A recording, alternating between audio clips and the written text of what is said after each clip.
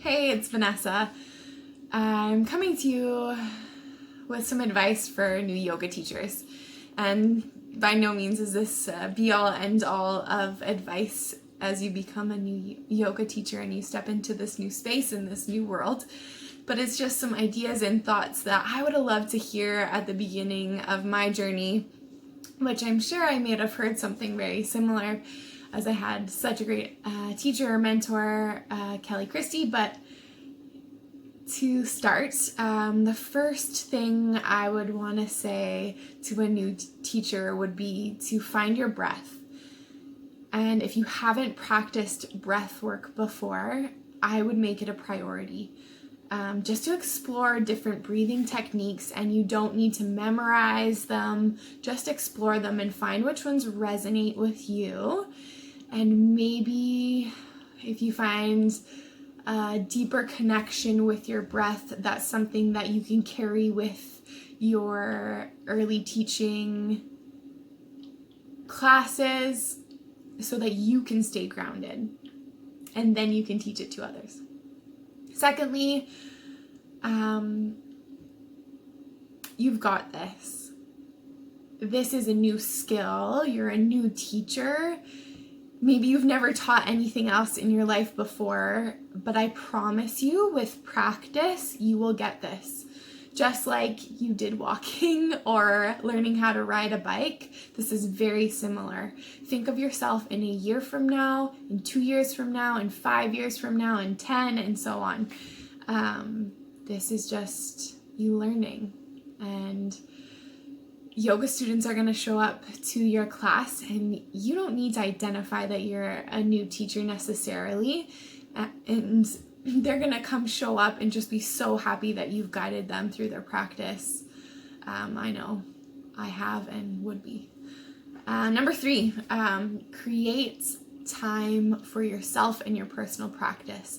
So important. And you may have already heard this, but it's so important because you don't want to show up to teach a whole bunch of classes in a row, or at least one class a week. You don't want to show up into that space and not have moved your body all week. And so that mind-body connection flows with you into your class, and it really just is what it is. And you'll notice the difference when you don't practice for a couple of days or a week and you show up to class wanting to teach, and you just feel that slight disconnect, and others can possibly feel it too. So make time for yourself, and it's so good for you. So good for you. My last piece of advice for a new yoga teacher would be creating space and kindness for yourself in that feeling of competition. So once you step out into the world as a new yoga teacher, you might notice there's an abundance of yoga teachers, and there is, and yoga is popular, and we all want to feel that bliss after a yoga class. So rather than looking at other studios and yoga teachers as competition, flip that switch just as you begin into this new space. I don't want to call it a career, just this space as being a yoga teacher.